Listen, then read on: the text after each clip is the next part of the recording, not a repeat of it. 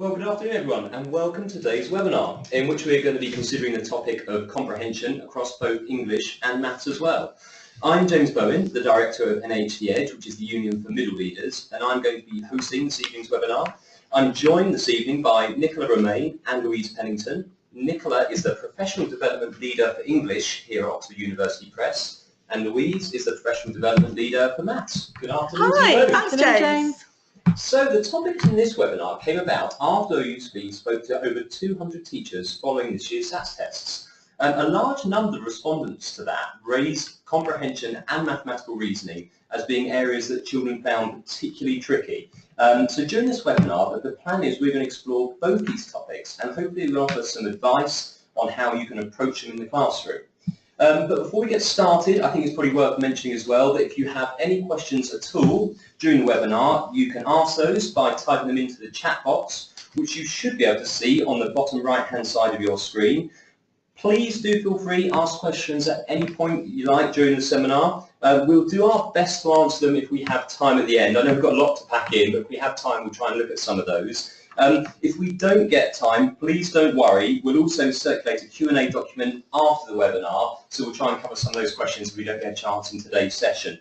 I should also mention as well that you can tweet during the webinar, those of you who are Twitter users. If you're going to tweet, please use the handle @OUPPrimary, and you can also include the hashtag considering comprehension, which will allow you to see what everybody else is saying as well. So I think we probably should get on with this thorny topic of comprehension in both English and maths. And I'm going to start with you, Nicola, if I can. And I want to ask you, what exactly do we mean when we're saying reading comprehension? Well, it is a thorny topic, I would say, James. Let's have a go. So, reading comprehension is a highly interactive process, and that is underpinned by word reading, so that would be phonological awareness, decoding and sight words, and language comprehension, which has background knowledge, vocabulary, language structures, verbal reasoning and literacy knowledge. These develop in tandem, word reading becoming increasingly automatic with practice, that's a key word here, and language comprehension becoming increasingly strategic in order to develop a skilled reading for meaning or reading comprehension. So, reading comprehension is the ability to read text, process it and understand its meaning. It is the end goal of reading. Comprehension involves a complex cognitive processes which sees many crucial elements interacting. These consist of, for example, vocabulary knowledge, grammatical understanding, background knowledge and inference and working memory, as well as the ability to self-monitor. As you can see, there's a lot of things at play here. There are a number of components of comprehension that teachers need to consider when teaching reading, in whichever context that is, be that English or in teaching maths reasoning. So problems or weaknesses in any of these elements, as you can imagine, will affect a reader's understanding. So in the moment of reading, the reader processes the text using all or some of these components in varying degrees. There are specific traits that determine how successfully an individual at any given time will comprehend text, including prior knowledge about the subject, well-developed language, vocabulary, and the ability to make inferences. Having the skill to monitor comprehension is a factor. Asking questions such as, why is this important, and do I need to read the entire text, are examples. Language disorders can be a significant barrier to reading comprehension, as well as poor phonemic awareness and spelling pattern knowledge, making fluent, skilled reading for meaning difficult. So the job of the teacher here is actually to take reading comprehension as a broad brush, break it down and interrogate which elements children are struggling with actually, and in that journey that hopefully towards reading comprehension, we can eliminate those issues that are barriers. So the key here also is that we think about reading comprehension in the broadest of terms, Louise. Learning to read mainly sits within English lessons traditionally. However, reading to learn spans the breadth of the school curriculum and is something we carry with us throughout our lives as we acquire endless knowledge. I completely agree. That's interesting. I'm going to pick up on that point because I'm going to be completely honest with you here. When I knew we were talking about comprehension this evening, I was wondering why we have someone with a maths background. Because my understanding, I've always thought of comprehension as being an English skill, something you do in reading lessons. So I'm trying to understand here, perhaps you explain to us what comprehension means in a mathematical context. Thanks, James. As Nicola said, reading for meaning spans the breadth of the school curriculum, and comprehension in maths is wider than just reading questions or text. It requires a child to use logic and reason. Teaching and learning in maths is not about computing. It's not about working through algorithms or indeed memorising facts, although these are all helpful things. It's really about teaching children to understand, to comprehend the meaning of symbols, numbers, relationships. It's about connections between ideas that could be familiar or they could be new, connections to maths the child has already met, and the application of these in real life. This is the same for English, as Nicola's already outlined. Reasoning in maths can absolutely be linked to comprehension in English. It's a key practice across the whole curriculum and is essential for life. In many situations, verbal comprehension uses the same thinking and the same strategies as mathematical reasoning. A significant proportion of reasoning situations do rely heavily on language because of this. For example, processing, thinking and articulating, we rely on language to do those things.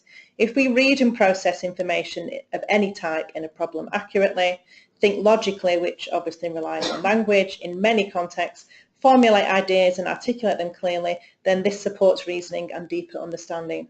So, although you were sceptical, James, I think we are in agreement that Nicola's explanation of what comprehension is in English can be broadly used to describe mathematical reasoning.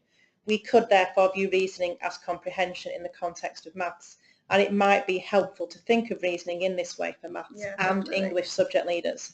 The terminology, however, is different, and that's purely because each subject has technical or subject-specific language. However, there are huge overlaps, and if we get over the different terminology and begin to explore and interrogate strategies, which we're hoping to do a little bit later, this does become very clear. You convinced me. I like this idea of thinking about reasoning as comprehension. Yeah, definitely. It's that process. Yeah. Because I don't think most people think of mathematical reasoning as comprehension. That's a new way of looking at it. I would imagine it's quite liberating for teachers if they can sort of develop that. Yeah, I agree, because a lot of teachers think they know a little bit more about teaching reading comprehension than they do about developing reasoning skills. Yeah, so it can really help with that.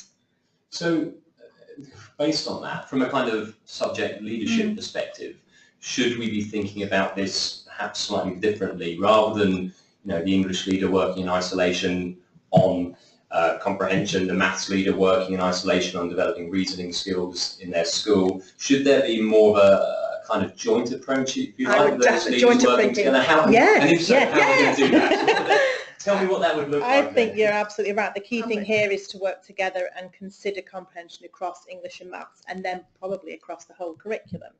And working together as middle leaders has the potential to make more of an impact on influencing change or development in practice, particularly in this case if middle leaders are wanting to develop comprehension across the curriculum. And more specifically in English and maths, this could absolutely mean the development of comprehension in a purposeful way, using shared strategies and the linking of context across both of these core subjects. Focusing on what is the same in terms of useful strategies across any comprehension situation and making connections in planning, teaching and for learning strengthens memory and supports deeper and more flexible understanding, which can then be applied in a range of familiar and unfamiliar contexts, i.e. we're talking about real life. Yeah, absolutely. In order to improve comprehension across a school, it needs to have a deliberate and purposeful focus, more so than just finding the answer in maths problems or answering a reading comprehension. Also, it's much more than just preparing for national testing. So I suppose just to reinforce that, Louise, it's important to note that performance on maths word problems is strongly related to reading comprehension. And fluent technical reading improves both those skills. And as you've just said, maths word problems and reading comprehension are both reasoning skills. Therefore, an action point could be to ensure that teachers are advantaged with opportunities to engage in developing their own subject competence in teaching verbal reasoning, actually, and ensuring a whole school approach, as opposed to this kind of boxing subjects off. That the interrogation of the meaning of words in their broader context also is given priority status. In English, this would mean ensuring that opportunities to derive the meaning of words in many contexts is given priority. I think you would agree. I would agree, absolutely. Great. I'm keen now to get into some of the specifics. I'm imagining we've got people who are listening who are working in the classroom on a daily basis, and what they want to know is, come on then, tell me the specific strategies that I can use to improve the comprehension skills of the pupils in my classroom. I suppose thinking of that both from a kind of English perspective and now you can convince me the kind of the reasoning perspective in maths. Could we perhaps think about what is it that people could actually do tomorrow to improve Yeah, those comprehension okay. skills? Well, there are a lot of recognised comprehension strategies, and it's making those connections, I guess, pardon the pun, with how we could use those into subject really. So the key thing here, I would say, there are lots of misconceptions about how to use them and what they are and so forth. But the key thing for me is that they need to be taught explicitly. So research points to the fact that explicit teaching techniques are particularly effective for this in particular thing, this comprehension strategy development, which we're talking about today. And that although it's important to expose all children to these strategies from a young age, I would advocate, children are typically more receptive from the age of 8 and may display more comprehension breakdown from that sort of age. Teachers tell readers why and when they should use the strategies, what strategies to use and how to apply them. So this would be in a kind of gradual release of responsibility model.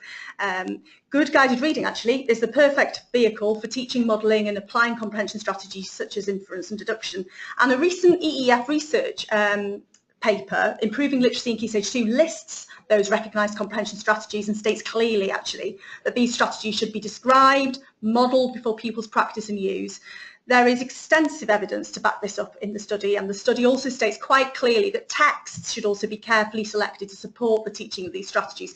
So let's have a little look at a couple of them. So before you go into okay, this, sorry, okay, James, jump in. Key point. Yeah. So this is this kind of notion of explicitly teaching those strategies. Okay. It's the kind of tell me that so it's not children not learning through osmosis, obviously. No, absolutely. That kind of, you would actually have to, if you like, say to the children, I'm going to teach you now how to encourage connections, for example. There's that real kind of explicitness. I think some teachers that I've spoken to about this have actually said they may feel like a bit of a wally actually in going through that process and saying, I am now actually, we are using this strategy, and it's all about thinking aloud. It's about, in the first instance, the teacher exemplifying their own thought processes when they're reading. So that would be stopping, sharing their thoughts with the children in the first instance, and in that gradual release of responsibility, getting children to articulate their own thoughts as well. So that could be around, for example, let's have a look now. Let me have a little think. Encouraging connections with that. Yeah, making connections. Let's have a think. So this is a cognitive approach. Also referred to as reading beyond the lines. It involves finding a personal connection to reading. So this is a very sort of basic one, really. And I think this, when you're talking about reception age children, that this is a natural, something that happens naturally with reception year 1 aged children. You're sharing that text with them, getting them to respond from their own background knowledge, which at that level, I guess, is relatively sort of slim in a way. So you're asking them to make connections with their own lives. So it could be something like, oh, this is a little pussycat. Have you got a pussycat at home? What's his name? What do you think this pussycat is doing here? And that sort of thing. However, building that up as you go through the sort of age range. Another one of those recognised comprehension strategies is, and I think this is particularly prevalent for maths actually, Louise, as well, is text structures and features, isn't it? Yes. So in English reading, we immerse children from a young age in text types, text structures and language features from an early age. We've got that nailed, I think, as teachers.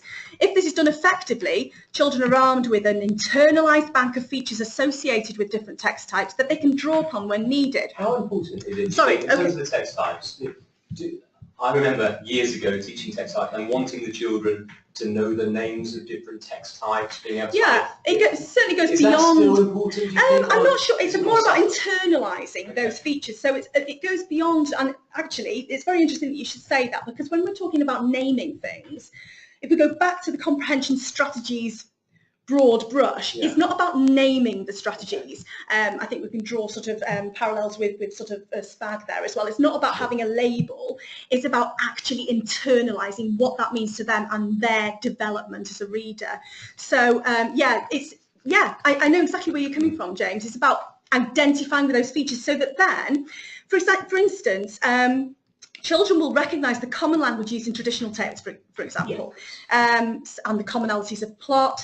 So when they're faced with an unfamiliar text, dare I say maybe in a test environment or otherwise, which presents with those features, then they're much more quickly going to be able to predict, for example, another comprehension strategy, what might happen or what might not happen next based on their own prior knowledge of that text type or the features in that text based on the language in it. So surely, Louise, this is relevant to maths word problems as well? Yeah, and I think more so than that, I think it's about the differences you're talking about, difference in text types. So there's a huge issue between text in maths and text in English. And I think that it is true for maths, that we have that research that shows that maths text contains more concepts per sentence and paragraph than any other type of text. Yeah. So maths texts are written in a compact style with very few redundant words. As a consequence, each sentence contains a lot of information. So texts contain words, numeric, non-numeric symbols that children need to decode. Reading in maths does not always flow left to right, and there may be diagrams and tables, graphics that are necessary or maybe not for sense making. Many texts are written with a higher accessibility level than the maths within them, and that's quite important. Yeah.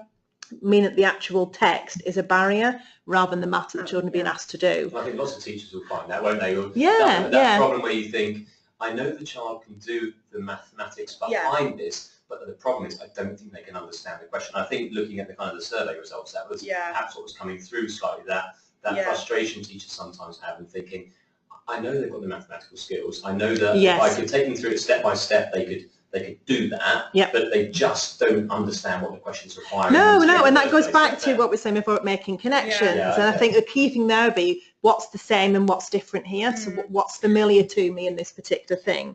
And then linking that to things you might have done before. Yeah, so, and another thing as well, just talking about questions, I know that a huge obstacle for children is the fact that they're practicing the same kinds of questions, so they're practicing the same language within questions. So I think it's very important to take a question type and to immerse children, if you like, in varying sort of variables of that question type, using different sort of language, mixing the question up with different words and so forth, so that there's no kind of surprises really, so that they can tackle many different variations of the same thing. And variations is key in mathematics. Yeah. So, you know, presenting something in a slightly different way means that in itself is a barrier for children. It's always those types of questions that come up on national testing, isn't it? So I guess to summarise that, James, your question, the more familiar children are with features, broadly, then the more efficiently their interrogation of that problem, whatever it is, whether that's reading or whether that's maths, in the actual moments, they're going to be able to access so much more information.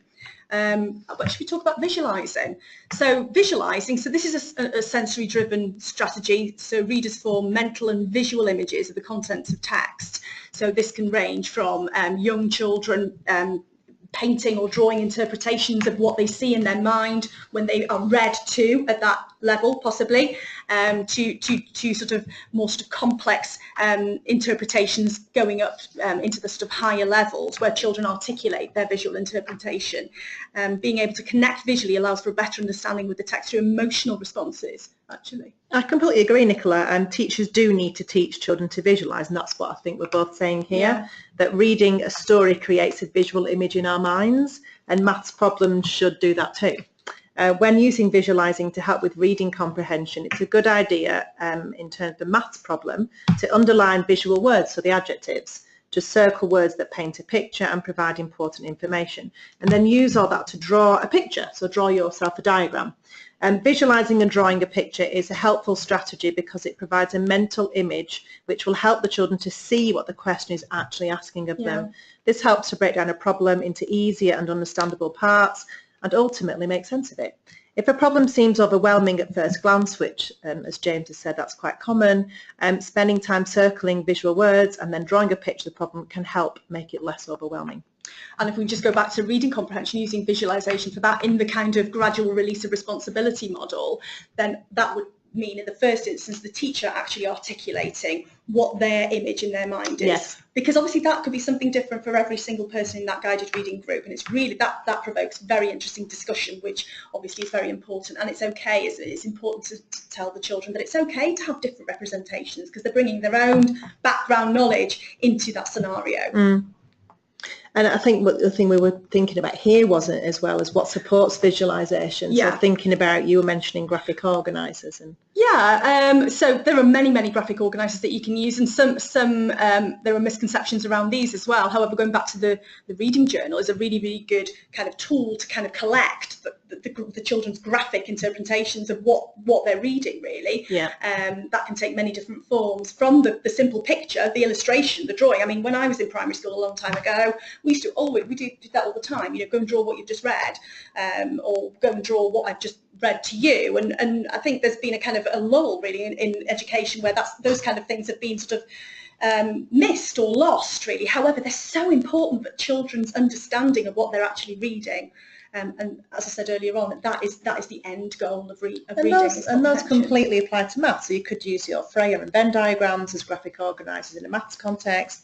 You could absolutely use maths journals. There's nothing stopping teachers doing that. So children having a journal that kind of keeps track of what they're learning and how they're solving problems. As a reference point as well. Things that they've learned. Graphic organisers is an interesting one, isn't it? It's one of those ones that you see that kind of phrase buzzing around on Twitter, and it sounds very technical. And what I'm realising is actually it's stuff we've always been doing. Actually, graphic organiser is not this kind of brand new, exciting way of thinking of things. It's about how it supports learning, isn't it? It's about how it supports the children's comprehension. And of course, not all children comprehend in the same way. Their journey to comprehension isn't the same for every child. We've talked about breakdown in comprehension and barriers. So it's a really good way for children to be able to visualise their own thinking, and for teachers to assess children actually as well.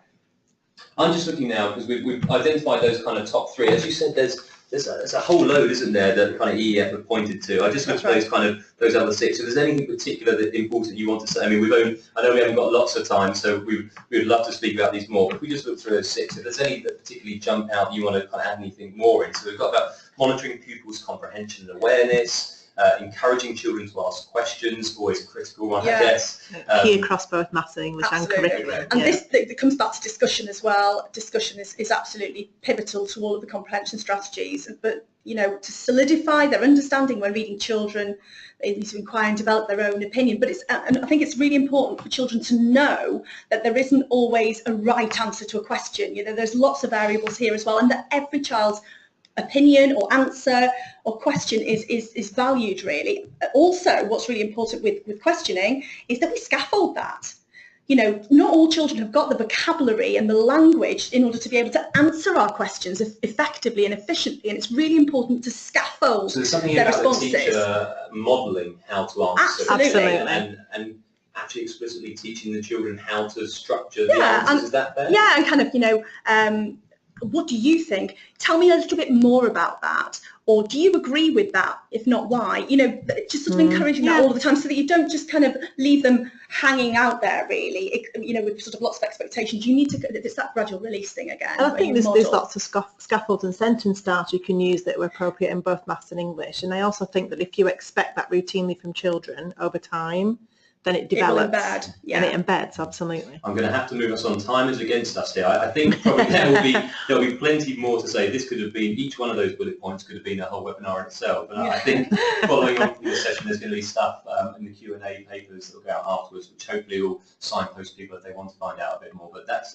fascinating stuff. Thank you. I'll move on to a different topic now. I'm interested in this idea of stamina and persistence. And the role that will play in improving children's comprehension, and also, I'm making an assumption here that it will, but how do we go about improving children's stamina when it comes to reading? That is an interesting question, and we haven't got long, have we? So firstly, for me, persistence in maths is key to learning anything that's tricky or just out of a child's grasp. Many children can lack persistence for a number of reasons, and this is not linked to ability. It's how a child deals with feeling challenged and uncomfortable, and how they use their experiences to continue to tackle comprehension. I don't think it can be stressed enough, really, how important it is for children to read extensively over time. It has been frequently reported that the amount of print children are exposed to has profound cognitive consequences. So it's as simple, isn't it? If you want children to read longer and have grow stamina, they need to read more. And it really is kind of absolutely. It cannot be underestimated. Yeah, sure. And with regards to building reading stamina, it is a case of the more you read, the better you are at reading.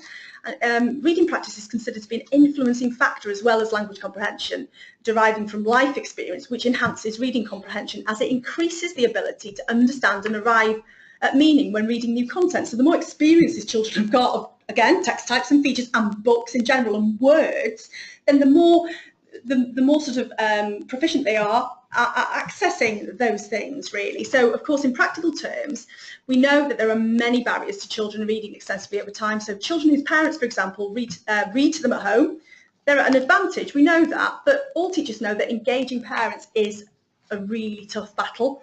A study by the Organisation for Economic Cooperation and Development, I think, found that reading books together have the greatest effect on performance at school, and there's a lot Perhaps the best homework you there. can possibly set for young children, isn't it? Yeah. Asking parents and children to sit down and read together. Absolutely. Yeah. I think there's another quote as well. It's children are made readers on the laps of their parents, which I think is a lovely one, but they're also made readers on the laps of their teachers, I would say, as well.